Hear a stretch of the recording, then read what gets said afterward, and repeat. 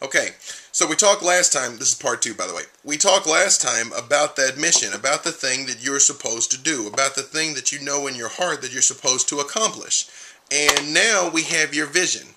If you didn't see it clearly, because maybe you didn't quite understand what I was doing, or maybe you felt a little nervous, that's fine. It's just take some time, ideally right before bed, that's the best time to think about it.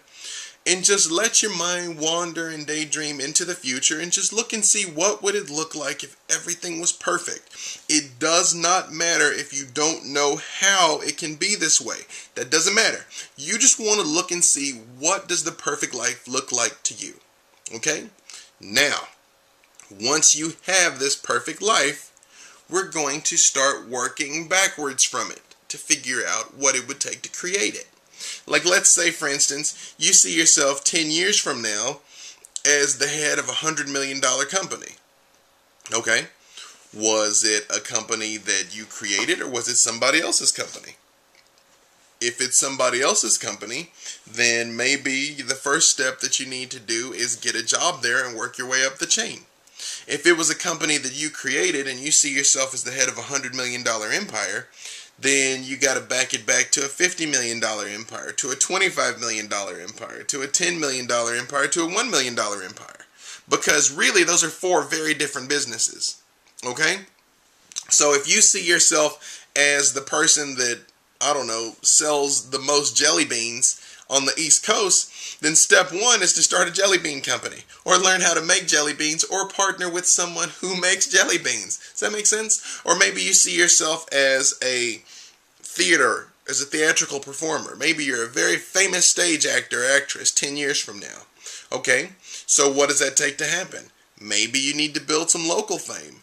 Maybe you need to start going on auditions. Maybe you need to start taking acting lessons. Or as we said last time, just start reading books and watching videos about acting. Does that make sense? You're going to take the plan, chop it into pieces, and work backwards. If that is how it is 10 years from now, what needs to happen to get there? And backtrack back to where you are until you can figure out what it is that you need to do today to get that ball rolling. Does that make sense? When you get done watching this video, do something today to make yourself be in motion towards that goal. This is something Tony Robbins always talks about, and I've always found it to be true.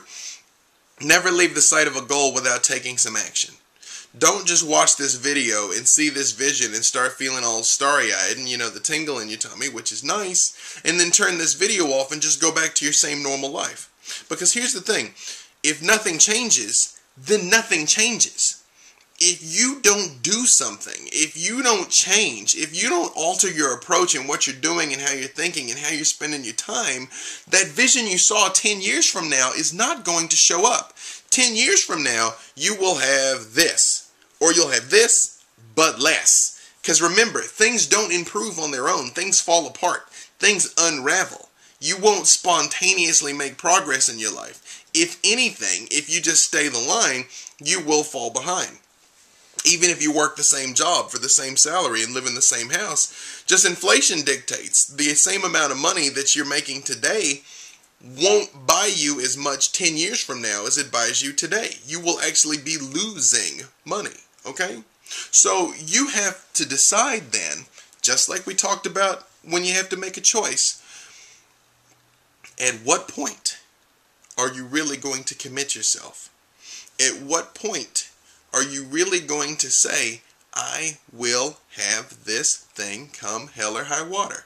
Now, you may know that I set my 7 huge goals for this year, right? And we're through the first quarter and halfway through the 6 months. And some of them are manifesting. Actually, they're all manifesting, but some of them are not manifesting as quickly as I'd like. And the fact of the matter is that come July, again, God willing, I will have done all 7. But if I haven't, if some of them have not happened yet, that's fine. I'm just going to keep after it. Because here's the thing. If I have not manifested what I want by July, the only thing that tells me is that it wasn't able to manifest by July. I'm not going to give up, though. I'll never give up. I'm just going to keep pushing and pushing and pushing and pushing until I achieve those things or I achieve something better. You know, I have the house in Pasadena that I want. God may want me to have a bigger house in downtown Los Angeles. I mean, if he's just going to make me have a better house, I guess I just have to accept that. But the thing is, commit. Commit. Commit to creating what it is that will make you happy. And if you can't commit to your own happiness, if you can't commit to your own joy and fulfillment and sense of contribution in this world, then what can you commit to? Honestly, what can you commit to? You commit to showing up at your job every day, and that's not making you happy. Why should you commit to somebody else's expectations but not commit to yours? That doesn't make any sense, right? So we're not going to do that anymore. I'd like to say we won't even talk about it anymore, but chances are high we're probably going to have to talk about it again. But not because of you, because of some of the other people that might be watching this still aren't quite hearing me. Or maybe they're only seeing the video for the first time, so I got to repeat it because they haven't heard it. But you and I, though, you and I are never going to have to talk about this again. You are going to commit to what you want, you are going to make a choice, and you are going to start moving forward, okay? So, goals then. Once you've chopped this vision into pieces, once you have reverse engineered this vision, now you know what your goals are. Now you know what you need to start doing. And once you have your goals, write them down. It really makes a difference. It really makes a difference. Okay? Have you ever heard of handwriting analysis? How you can look at somebody's handwriting and tell things about them?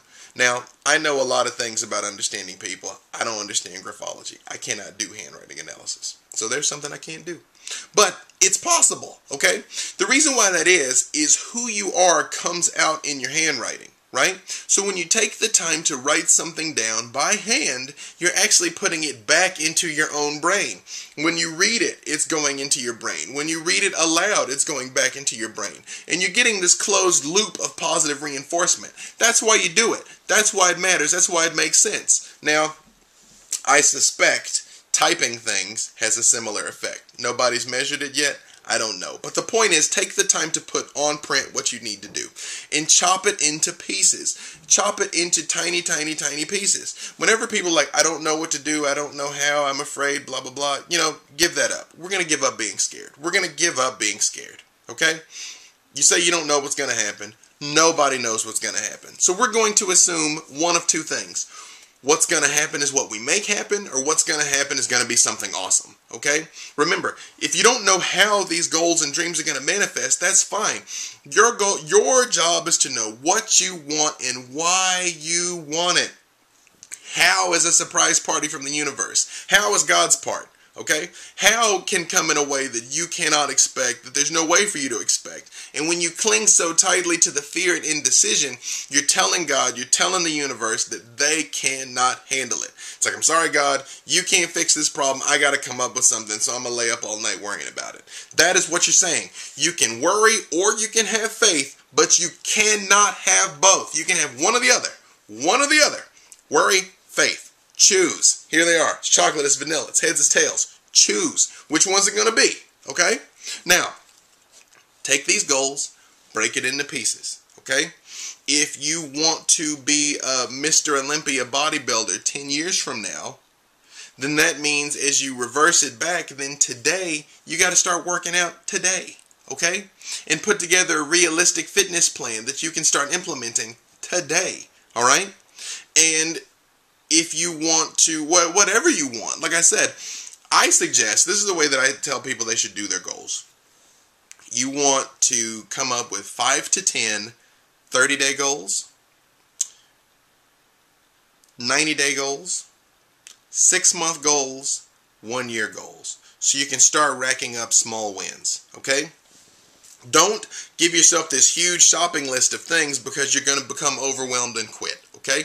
It's fine if you just start with one goal, just to build up small wins. It's the same with the law of attraction. Start attracting small things. Just decide you want somebody to bring you a cup of coffee and watch it happen. You want somebody to take you out to dinner and watch it happen. Then you can start manifesting houses and boats and husbands and stuff, okay? You need to build up momentum. Just be in motion. Start doing. Start pursuing. Start going after it. Start growing. Start creating. Start being the wonderful person that you are. You've got to start seeing the you that I see, and then you can take over the world. Okay? You're great. I love you. We're out of time. PeaceLoveMoney.com. Come check out the library. Okay, bye.